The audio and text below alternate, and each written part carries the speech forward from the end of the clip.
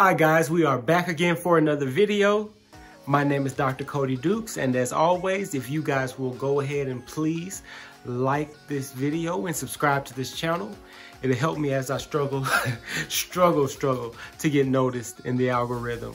So please go ahead and do that before we get started. Now, with that out of the way, I wanted to talk today again about Thanos. You know, Thanos is probably one of the most well-written antagonists, I guess would be the word. I guess villain would also be a good word. But he's one of the most well-written villains that we've ever seen in cinema. I mean, you can put him up there with the likes of maybe even a Darth Vader. Congratulations, you played yourself. Star Wars fans, don't come for me. I was, just speaking my opinion. But you can put him in those realm of, villain characters. The Joker, both Jack Nicholson and Mr. Phoenix. I was struggling with the name there. But Thanos was a well-written antagonist. And I want to talk about Thanos today. And I want to talk about his plan, his motivation, and his perspective, because, Thanos, he told the story in the movie about how the reason that he wanted to snap his fingers and wipe out half of the population was that, on his home planet, I can't even remember the name of the planet right now. I want to say it started with maybe a V or something, but I can't remember. But he talked about his home planet and how that the planet began to struggle because they had more people than resources. And that as the resources got really scarce, the society descended into chaos, and before you know it, nothing was left. No one was left. Everybody, everything gone. And his solution to that experience, that experience molded him to be the mad titan, if you will have it, that he became. And his solution to having that happen to him was that if there were less people, then the resources would have been enough, and nobody would have been without, and nobody would have had to struggle.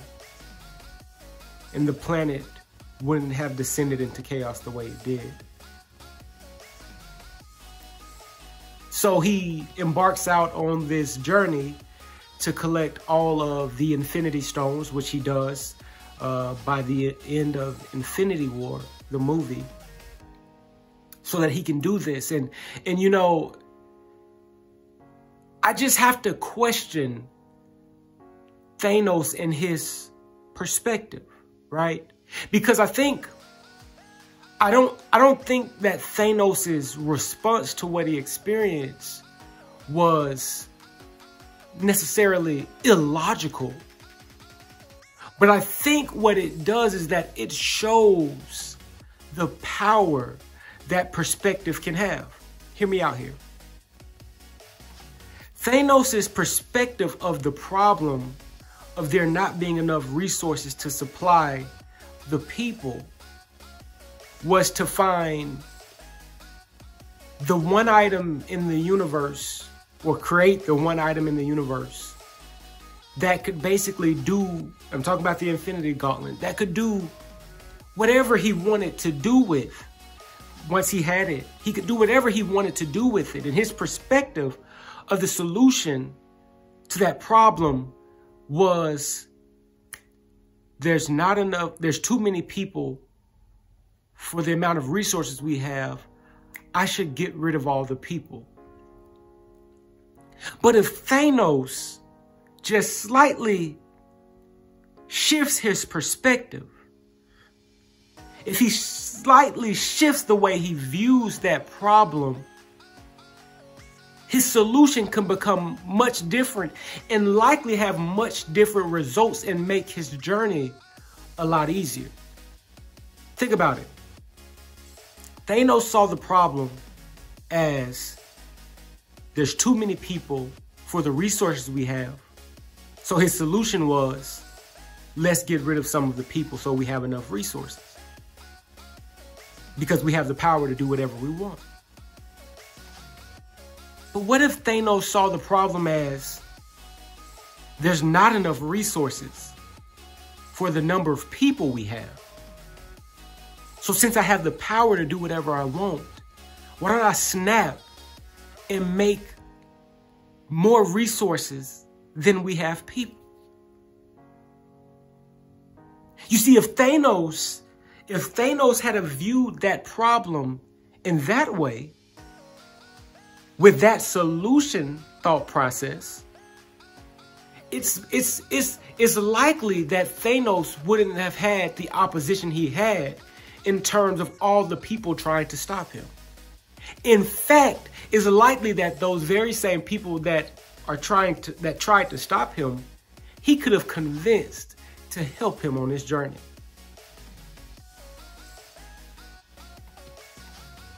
The reason I'm saying this is because a lot of times how we view our problems determines how we act and how we find solutions to those problems.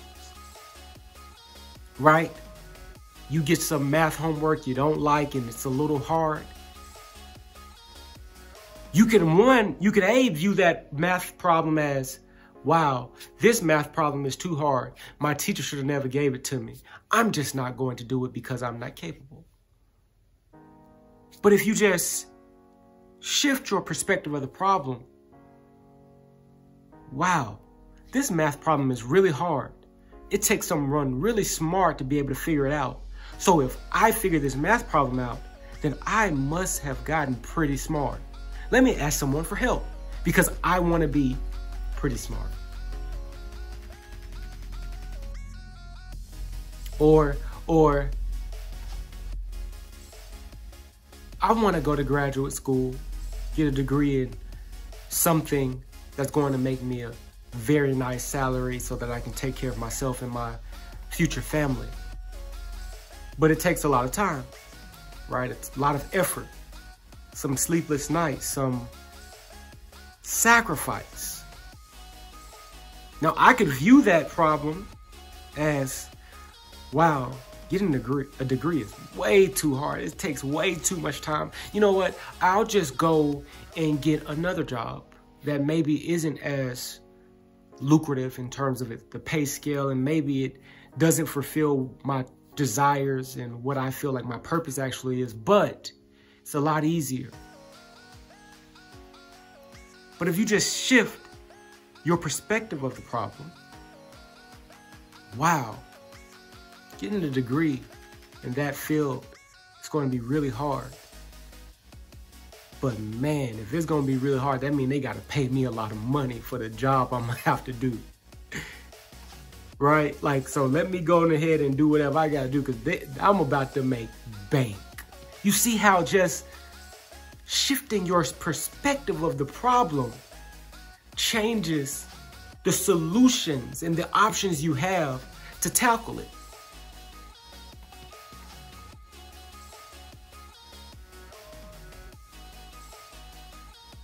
I always, I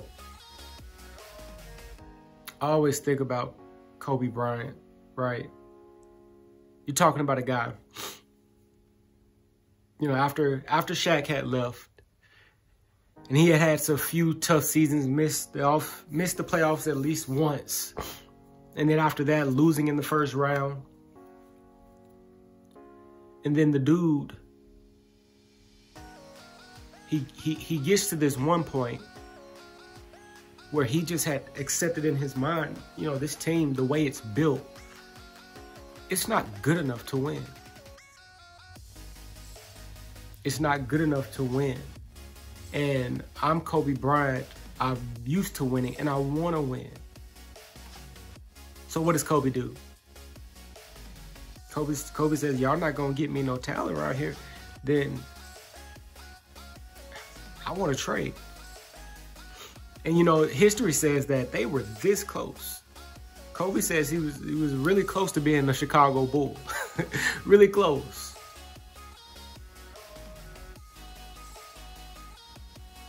But the LA Lakers, there's a famous saying, you don't trade a 24 karat diamond for 24 1 karat diamonds.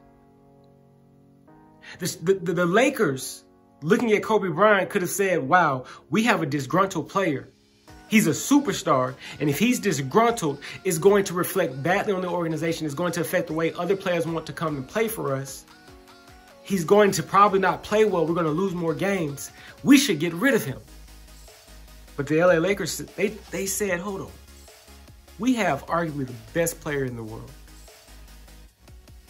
If we can just struggle through this little time right now, and maybe we draft the right players, Andrew Bynum. Maybe trade for the right players, Pau Gasol. If we just do a few little things and just weather this storm, we might have a championship roster. And what happened? They went out and did exactly that. They drafted a young Andrew Bynum. They traded for Pau Gasol. And before you know it, where you once saw Kobe Bryant asking to leave, he was now holding up a 5 in the air because he had won 2 more championships. So here's my challenge. What is that problem, that obstacle, that thing that's been standing between you and your goal, you and greatness, you and success, you and winning? And I want to ask you, how have you been perceiving that problem? How have you been perceiving that obstacle? How is the way you've been perceiving that obstacle actually been keeping you from getting around that obstacle? And my challenge is this. I challenge you to shift your perspective of the problem. You know, Stephen Covey says that we don't see the world as it is, we see the world as we are. Just like with Thanos. Thanos saw the problem a certain way because of his experience. His experience has shaped him. It didn't mean that the way he saw it was wrong. It just meant that the way he saw it was affected by his own perspective. So, my question is, how is what you're seeing, the way you're seeing it, your perspective, how is it that it's keeping you from getting around the problem? And I challenge you, if you can identify that, I want you to shift your perspective, shift the way you're viewing the problem to see if you can find a different, a better solution. One that removes some of the obstacles, kind of like what I said would happen with Thanos. And if you can find that solution, I want you to write it in the comments because I'm interested to hear what you guys come up with. But that's the end of my video. If you haven't already, please go ahead, like the channel, like the video and subscribe to the channel, I'm sorry.